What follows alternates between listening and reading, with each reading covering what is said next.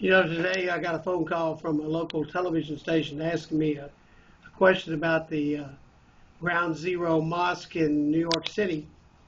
And I told him, I said, you know, there are those who say this is a freedom to use your property as you want to issue.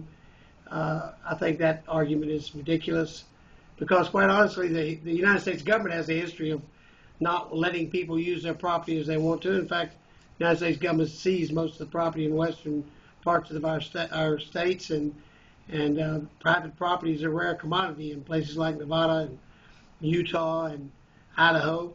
So, you know, they don't have a history of that. The real issue here is being compassionate. Well, it's not compassionate to put a symbol of the Muslim attack, which, quite honestly, I think this is, in the near proximity of the World Trade Center. That is an affront to all those who died there. This was the biggest attack on the United States in American history. Far exceeds Pearl Harbor in the death of innocent non-combatants. And yet here we are building a mosque at that site, and that's why the American people are outraged. The question was, why is it's such a political issue, for the national political issue? And I pointed out, that attack became a national issue the day it happened.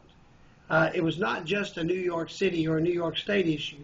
It was an attack on the United States, an attack that took place in 3 locations, or at least 2, and trying for a 3rd. So it became a national disaster. It became a national tragedy.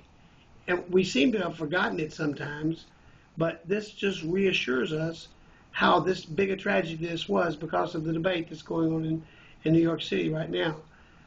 I think it would show far more compassion of the Muslim community to start to work with the governor of New York, who's offered them an alternative site, which would still give them the goal that they have to cover a certain portion of Manhattan without being on the doorstep of the attack on the World Trade Center.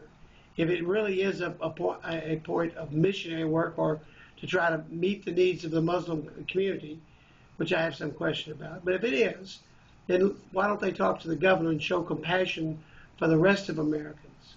This to me makes common sense. But we shouldn't stand still for allowing them to build another monument to an attack, which they've done historically around the world when they have been conquerors of other nations. They're not conquerors of this nation, and they never will be. We have to stand up and be counted as a nation and say, no, this is the wrong message and the wrong thing to do.